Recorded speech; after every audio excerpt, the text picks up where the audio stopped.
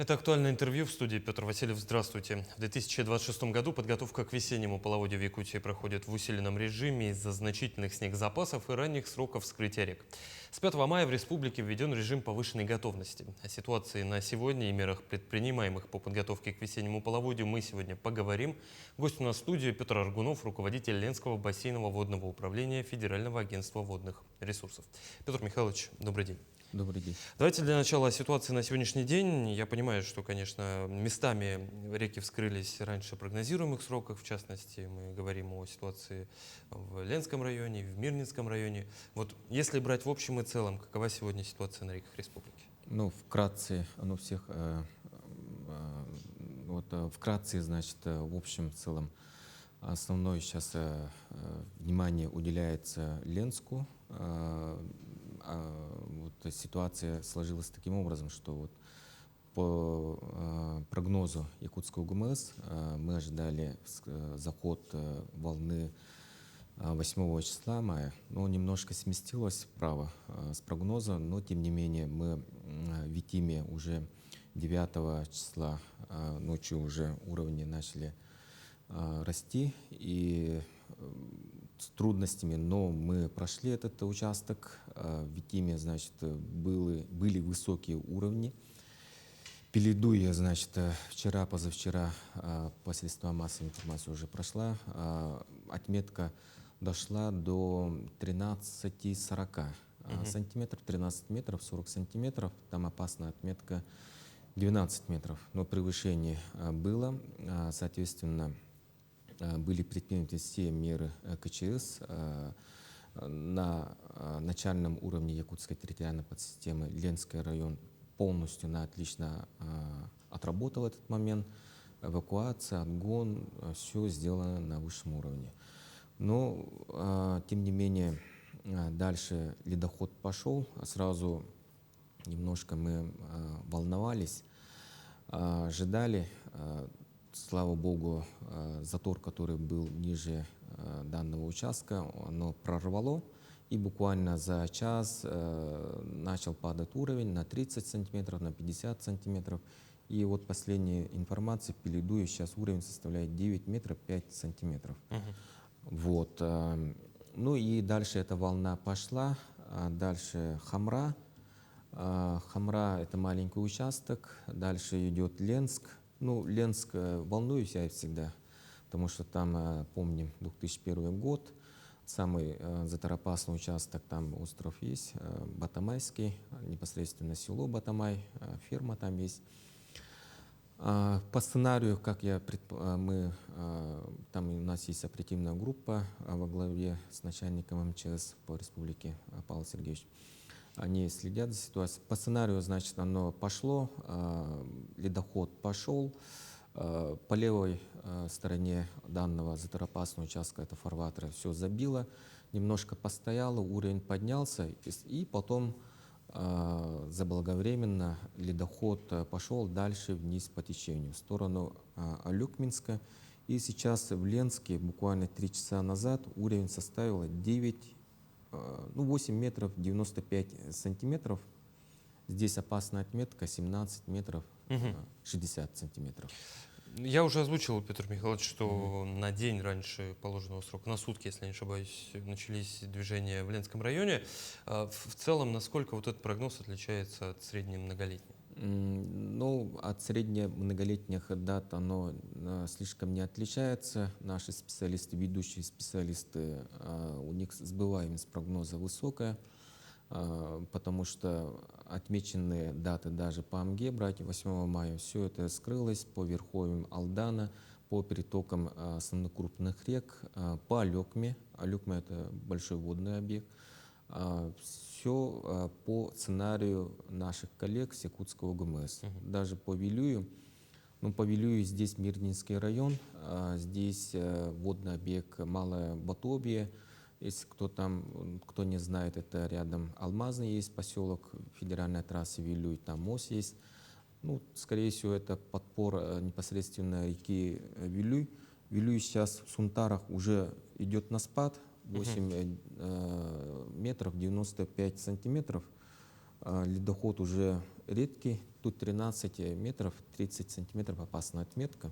И вот это малое Батовье впадает в реку Вилюй. И сегодня утром как раз КЧС было, и местная администрация сказала, ну, информировала, что постепенно идет понижение уровня. Час где-то по 3 сантиметра уже идет на спад. Это нормальная динамика. Да, это нормально, потому что малое Батовье, почему она так сделала? Потому что тоже предсказывали запасы, снегозапасы в западной части нашей Якутии, они были выше нормы почти на 200%.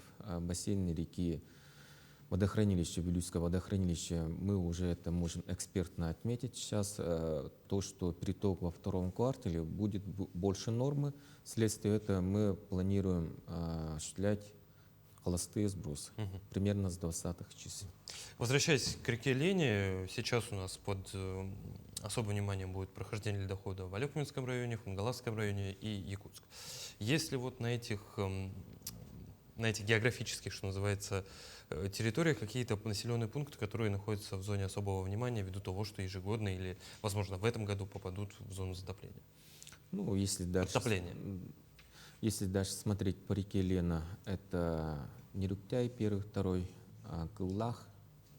Река Лена течет на юг и поворачивает на север в районе островов Кыллах, где впадает берега Бирюк.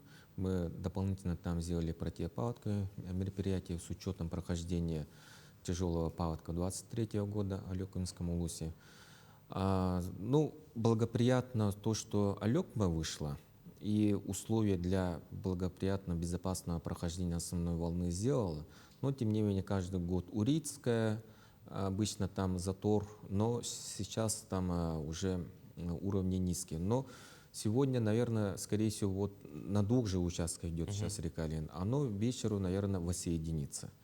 И дальше Хангаласский район — это пониженные, значит, участки населенных пунктов. Это вот Тихтюр, Ой. Если выйдет на первую надпойменную часть, ну, конечно, возможно, всегда риски затопления. Ну, на территории города Якутска, территория, где не защищена инженерной защитой города Якутска. Но, тем не менее, насколько я понимаю, все противопаводковые мероприятия в этом году в полном объеме выполнены. Что называется, большую воду мы встречаем как минимум во всеоружии. Если говорить о тех мерах, которые были предприняты, чем специалисты занимались в преддверии паводкового сезона? Ну, по моей части я расскажу. Со стороны федеральных органов исполнительной власти была проделана большая работа с субъектом. В прошлом году совместно с правительством Республики Саха-Якутия мы провели большую работу по увеличению данных мероприятий, противопаводковых мероприятий. Дополнительно вследствие этого мы увеличили данные работы на 161 га. Это очень много, где-то на 20 миллионов увеличение, и это на постоянной основе. Впервые за 20 лет мы данные работы уже начали проводить на зарегулированном водном объекте реки Вилюй. Помимо этого, наши специалисты совместно с Ростехнадзором, Росприроднадзором, с прокуратурой все это мероприятие приняли. Дальше, значит, большая работа проведена по обследованию ГТС и объекты, представляющие экологическую опасность, на готовность к предстоящему паводку, случайный отстой и тому подобное. Дальше большая работа проведена по подготовке водохранилищ. У нас в Якутии их много. Водохранилище — это Вилюйское в первую очередь. И те, кто не знает, крупные населенные пункты, как Мир, как Айхал, Удачный, Нерюнгри, они для хозбытовых нужд подпитываются с водохранилищ. Значит, соответствующие указания были, и данные водохранилища готовы. По Колымской группе улусов, в которой проживает население, волнует всегда состояние водохранилища на реке Верховьях.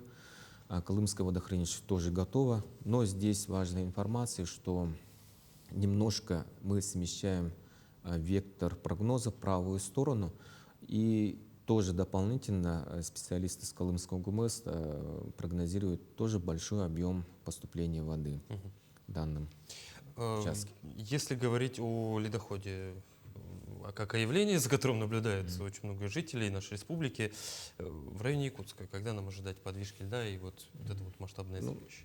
Придерживаемся прогнозов. Средняя многолетняя дата — это 18 мая. Прогноз в этом году 17 мая. Сегодня, значит, 12 мая. Ну, 5 дней осталось, 5 да? дней. Ну, скорее всего, за 5 дней это дойдет, возможно, в сторону влево. Немножко на сутки пораньше, возможно, на двое. Потому что это Урицкая, это вот тут рядом. Хангаласский район, вот позапрошлом году Лена очень быстро прошла до За устья день, Алдана. по-моему, или за полтора Да, до Алдана вышла. Через Намский район вообще без проблем прошла. Петр Михайлович, ну вместе с тем, что сейчас, насколько я понимаю, наблюдать за ходом движения и паводка или дохода можно онлайн, как удалось этого сделать, где ведутся трансляции, откуда можно посмотреть? Ну, трансляции у нас всегда ведутся силами управления водоканал, это территория города Якутска. Ну, есть мысы. Но это вот за за ледоходом За Якутском. вблизи Якутском. И помимо нашей, ну, с Министерства цифрового, да, они делают трансляцию с помощью Ростелекома с населенных пунктов, которые расположены вдоль реки Лена. Это Булгуняхтах, начиная, Нижний Бестях и еще какие, Покровск есть. Вот там, если что, подписывайтесь на наши открытые каналы Макс, и будут ссылки. А эксклюзивные, которые мы делаем, уже с 14 числа будем традиционно каждый год проводить Ух ты. трансляцию. Петр Михайлович, ну я насколько понимаю, что это не только для жителей полезно, но и для специалистов, в том числе и водного управления. Что дает вам эта трансляция? Ну, это как инструмент считаем. В первую очередь оно дает нам понять, предпринимать какие-то решения. В данном участке с помощью данной трансляции изначально мы фиксировали подвижки, ледоход непосредственно, заторные явления. Это как в первую очередь инструмент. И вторым методом уже на широкий круг зрителей выходит Ну, инструмент очень полезный. смотреть насколько я красивое явление природы. Да, инструмент очень полезен для всех, и для специалистов, и для жителей нашей республики. Петр Михайлович, очень хочется надеяться, что ледоход в этом году у нас и вообще паводковый сезон прошел без особых, что называется, экстремальных каких-то непредвиденных, возможно, даже отчасти ситуаций. Благодарю вас за интересную беседу. Спасибо, что пришли к нам в студию. Пожалуйста. Это было актуальное интервью. До встречи.